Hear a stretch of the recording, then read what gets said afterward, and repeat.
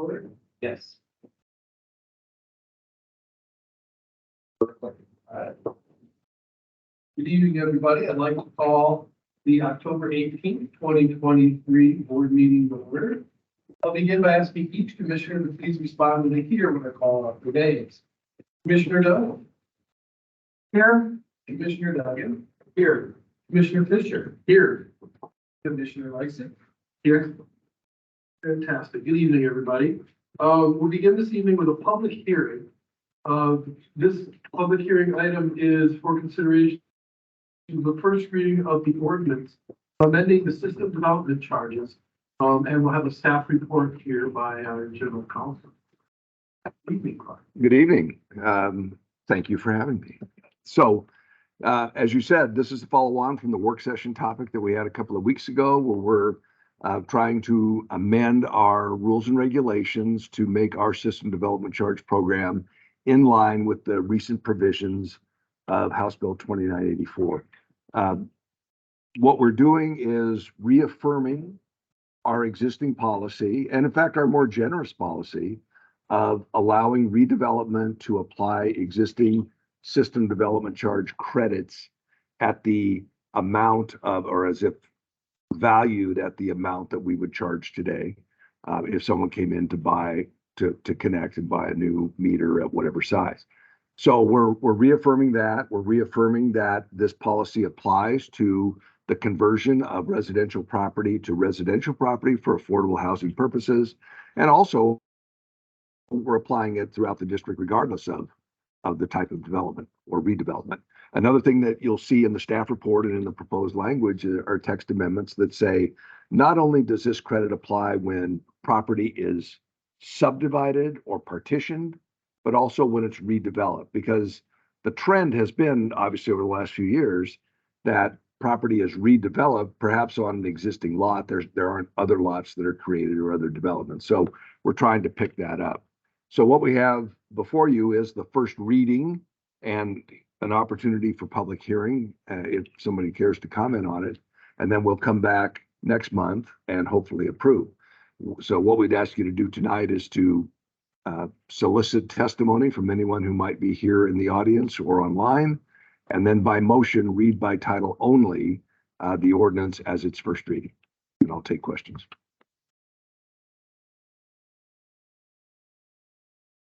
Thanks. I will now open to the public a public hearing for ordinance 02-23 of ordinance amending ordinance 01-12 regarding system development charges. Is there anyone here this evening who would like to comment? I'm not seeing anybody online present. Thank you, Sam. All right, not hearing any, I will now close the public hearing. To the board, do I have a motion and a second to perform the first reading of ordinance 02-23 by title only? Chair, so moved. Jim Don, I'll second. Thank you. All those in favor, please say aye. Aye. Any opposed? Not hearing any, the motion passes. Thank you. Mr. Kokori, will you please read the ordinance in by title only? Certainly, we have for you ordinance number 02-23, an ordinance amending ordinance 01-12, I'm sorry, 01-12, regarding system development charges. Fantastic. Thank you. All right. Moving on then to our next item, we'll have a report from our Chief Executive Officer and management staff. Paul? Good evening, President Sanders, Commissioners. Tonight's going to be a record fast meeting. We're hoping to get through in record time here, but I do want to bring up a few things just for your information. First, I want to talk about our Talking Water, our virtual forum. Our next will be held at noon on October 25th. The focus will be on winterizing your irrigation system. You don't need to pre-register for the forums. If you're interested, just go to www.tbwd.org/talkingwater. Tomorrow, Catherine Dessau, our executive assistant, will be sending board members a list of upcoming conferences and educational opportunities. Just as a reminder, the district's board policy encourages commissioners to attend the annual conference of EWWA or one other non-political national conference, as well as the annual conference of the Pacific Northwest Section EWWA and the SAL. And also remember that House Bill 2805 will require annual training on the best practices and the requirements of public meeting law. It's a new requirement. This training needs to be provided by the Oregon Ethics Commission or another organization that the commission is choosing.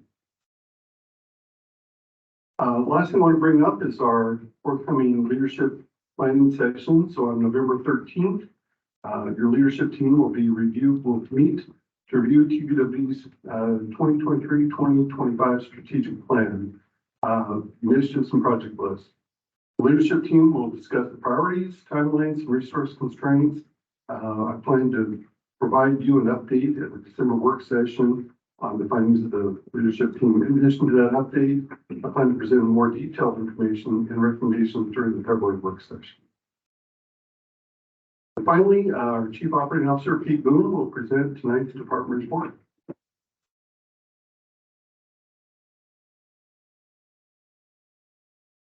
All right, thank you, Paul. Thank you, commissioners, for being here tonight. So tonight we're going to give you an update on a topic that we brought to you before. So the EPA came out with a rule for all public water systems across the United States to complete what's called a lead service line inventory. This was spawned, so the EPA has regulated lead in water, lead and copper and other metals in water for a long time. And we're all aware of some issues back east where cities had large releases and water system upsets related to lead in systems that were constructed much earlier than TBWD and have a known presence of lead service lines. So they issued a rule across the U.S. that said all water systems have to go and look for these lead service lines and try to confirm whether or not you have them in existence. And so we're no different. Even though we don't think we have lead service lines in our system, we're still required to complete this. And so an important part of this work is about to get underway, and that's why we wanted to bring this back, not only to you, but to all of our customers who are going to watch our board meeting tonight. So the work that's about to kick off is the actual physical inventory in the field where we're going to go excavate and look for these things. As I said, we have no known lead service lines, but we can't rule out everything definitively without some field investigation. So we were able to rule out as many service lines as possible as being not lead. So if they were installed after a certain year, we know what our design and construction standards have been and the materials that were used. And so we ruled out as many as we could. We were left with about 26,000 that we couldn't definitively say were not lead without some form of investigation. And thankfully, we don't have to go investigate 26,000 service lines. So the EPA and the Oregon Health Authority have accepted a standard that's going to use statistical modeling to go investigate a subset of those.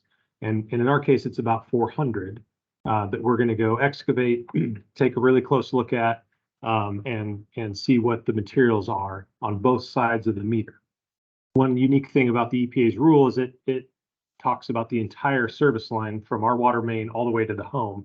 And a lot of that is privately owned by the customer, right? So we own up to the meter, and then the customer owns on into the home. But the EPA says we have to figure out what the whole thing looks like. So we're going to do that at the meter and be able to see both the TBWD side and the customer side, and they will accept that as an acceptable form of investigation. So we chose to prosecute this field work with the use of contractors so that we weren't committing our own forces to it in the field, and we can keep them focused on other water system work.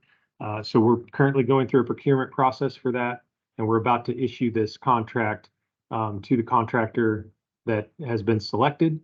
There will be a robust customer outreach component to this. So folks that are going to be on this list of 400 service lines that are going to be excavated, are going to get several forms of information. We're going to see a little bit of that tonight. But we wanted you all to be aware of that as well ahead of that. Just in case there's folks that maybe don't receive that information and are surprised that a contractor shows up and works, what seemingly looks like on their property, even though it's generally in the right of way.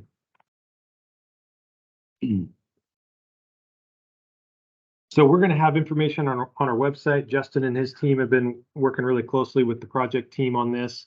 Customers are going to be able to go and look at that, including this video that I'll show you tonight. And we've provided a lot of resources to our staff in case they get encountered in the field or approached in the field, or folks who call in and have questions about this process. But I'll go ahead and show you this video that was produced to help illustrate what this experience is going to be like for the customer.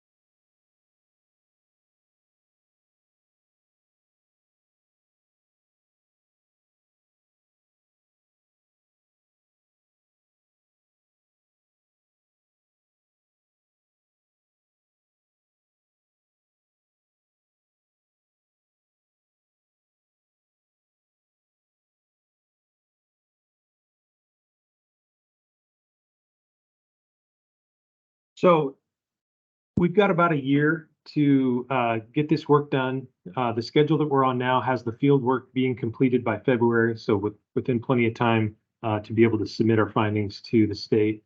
And we'll be starting that field work in early November, I believe. So the customer contact is going to be starting here very shortly. And with that, I'd be happy to answer any questions you have. So we go through this process with the customer, these 400 households. What's the steps that are next if they find a lead pipe? Yeah, great. Is the customer, all on the customer? Are there grants available if they're low income that they can apply for? How are we helping them with that next step? Great question. And some of those details are still being figured out. So this is kind of a phased approach, right? So first is the inventory. Let's see what, as a water system, what are we looking at in terms of the number of these that might exist out there?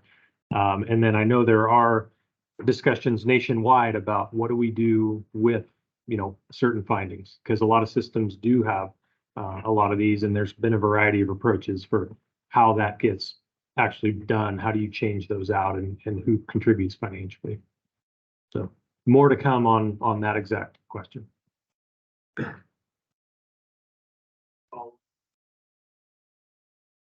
If contractor shows up in my front lawn, I'm totally gonna be there watching. And my next question is gonna be, do I have a lead pipe? Are they gonna be able to answer that question, or are they encouraged to say, we're just taking a picture and then we send it to Pete?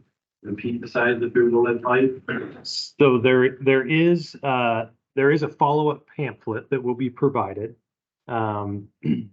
with whatever the findings were. If something's not able to be immediately identified, there's some further testing that can be performed. And if a customer has any kind of questions, we really want the contractor to direct them back to us so that Justin and his team could be, messaging that and helping to answer those questions.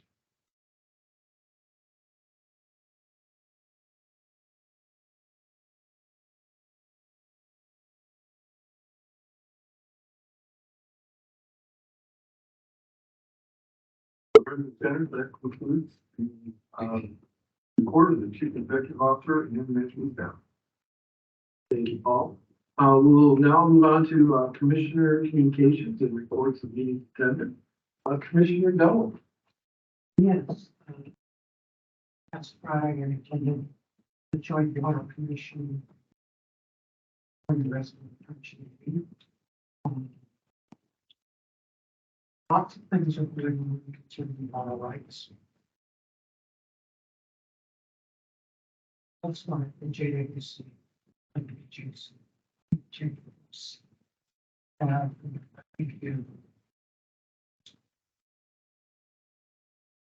So through the community.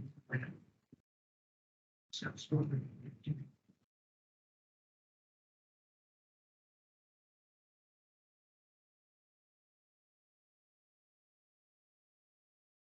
Thank you, Commissioner Dolan. Commissioner Duncan. Last month on the 28th and 29th of September, I attended the Osby, which is the Oregon State Board of Engineering and Standards. Lessons. Land survey symposium. This was paid for me to go to that. They'll go and get some professional development hours. And Joel Bennett, Mike Bridge, did an excellent job presenting our supply project. Great, it was the highlight of the symposium. There were just one or two other presentations that I would even put on the same level.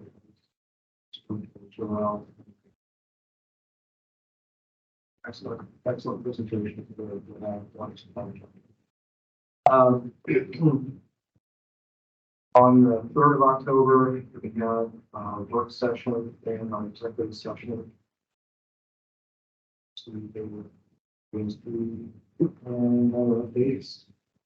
On the 4th of October, I attended the Regional Water Providers Consortium Board meeting, which is the first hybrid meeting that we've had, and it was really tough. I had some technological problems, audio, and a little bit of camera. But we were able to get through it. We selected one person for the executive committee. Bridget Brooks from 12th was elected to be on the executive committee. Still have one opening for the executive committee of Kevin Peter in City Hughes, and maybe considering doing that, but that appointment won't happen at the earliest until early January. We saw the polling basis. On the 5th, I met with interim CEO Paul Matthews to be a product. On the 10th, last Tuesday, I attended the Washington County CEO #1 meeting. We got local updates. Justin Dyke did a great job in updating the district's flushing program and other issues for the water district. Did a great job. We fielded a really tough question on high water bills and water rates in general. Glad I didn't have to speak to that. You did an excellent job. Thank you, Justin. And there's nice. Thank you, Commissioner Duncan. Commissioner Fisher. Well, I had a wonderful first half of this month. I also went to meet with Paul Matthews and then attended the special board meeting and executive session meeting. And then shortly after that, we had the agenda planning meeting for this meeting. And then I've also had phone communications with Commissioner Sanders about upcoming board meetings. And then this weekend, this one sort of happened because it was more or less convenient for us.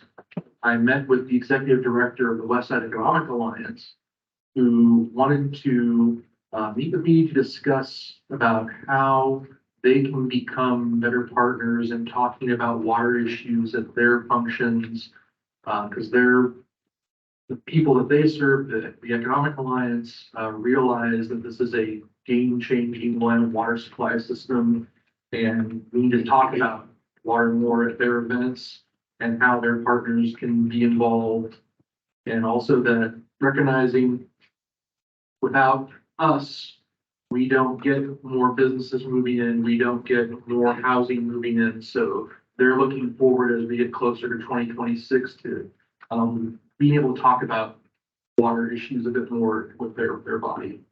So it's going to be a continuing conversation with her about this. And tonight's meeting. Thank you, Commissioner Fisher. Commissioner Lysick. I also had a check-in with Paul for phone communication with President Sanders on the 11th. And then everything else has already been covered. I do want to recognize Mr. Kraska for an excellent presentation at the JWC board meeting. It's material that we get to see a lot.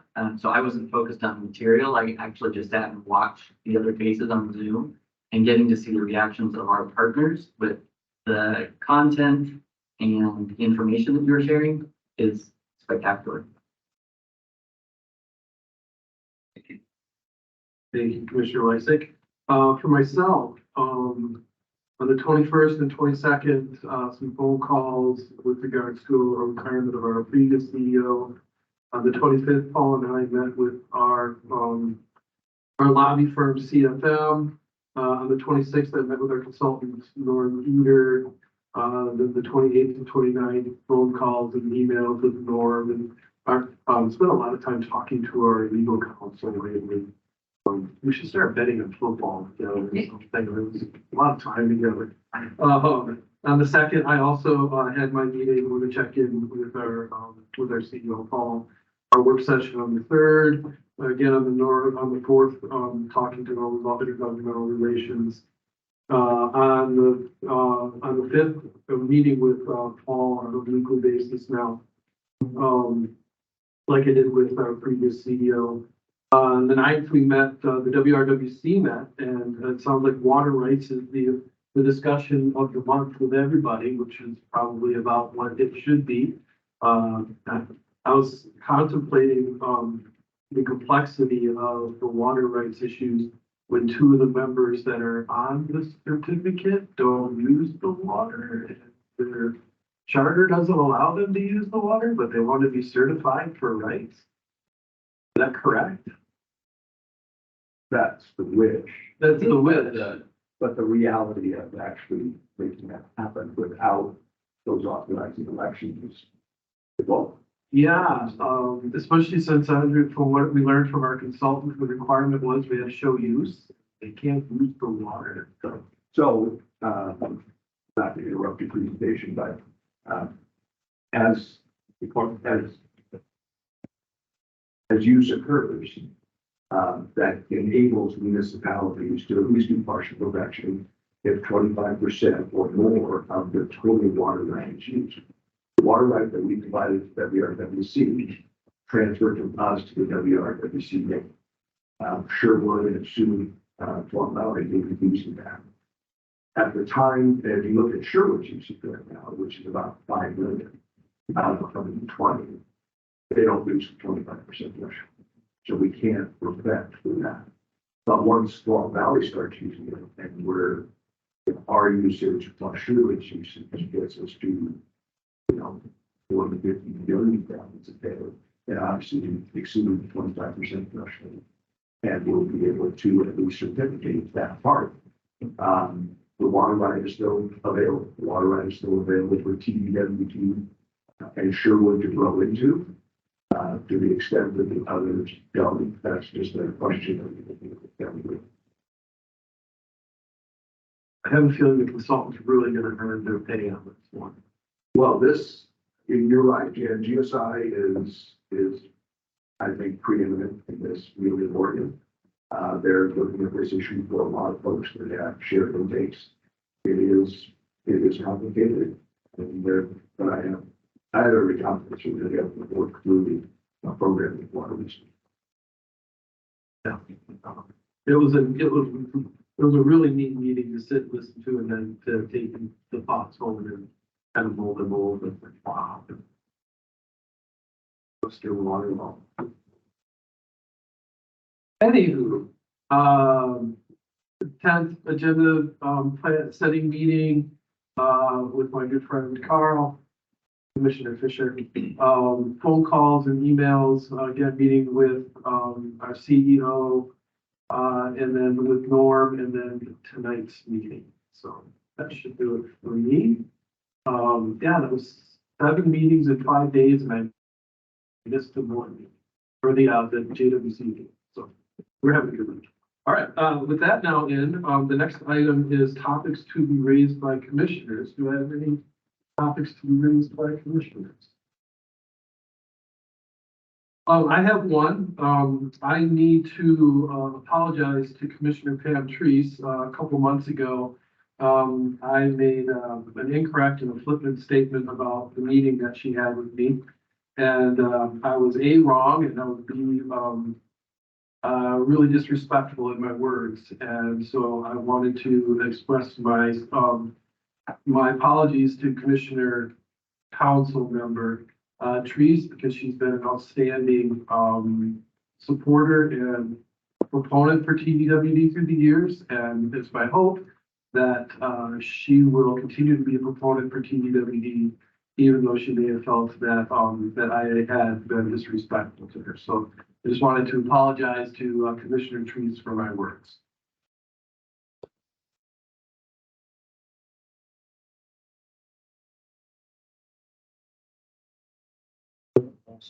Yes. I think that very appropriate in you to do that. I think it shows that they're going to examine what might have been a little bit remark, take it the wrong way. Of all the Western County commissioners that we served, Pam has been one of the supportive. So made a public apology and it's on the record here. In the same venue that so.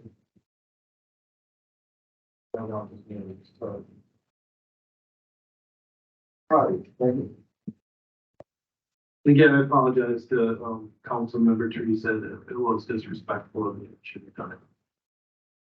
All right, next item up is our public comment. Public comment time is set aside for persons wishing to address the board on items on the consent agenda and matters not on the agenda. Additional public comment will be invited on the agenda items as they are presented. Do we have any persons this evening who would like to comment? Not seeing any. Great. Since there are no members of the community wishing to comment this evening, we'll move on to the consent agenda. The consent agenda items are considered to be routine and may be enacted in one motion without separate discussion. Any board members may request that an item be removed by motion for separate discussion and action. Any items requested to be removed from the consent agenda for separate discussion will be considered immediately after the board has approved those items, which do not require discussion. This evening we'll approve the September 2023 regular meeting minutes, the October 3rd, 2023 work session minutes, and the October 3rd, 2023 special meeting minutes. Do I have a motion and a second to approve the consent agenda as presented? This is Commissioner Lysak, so moved. Commissioner Fisher, I second. Thank you. Do I have a motion and, sorry. All those in favor, say aye. Aye. Aye. And all those opposed? Not hearing any, the motion passes. That is our last item on the agenda this evening. I don't know if that's a record or not, but it sure feels good just the same. And at that point, I will gavel this meeting to an end. Thank you, everybody, for attending.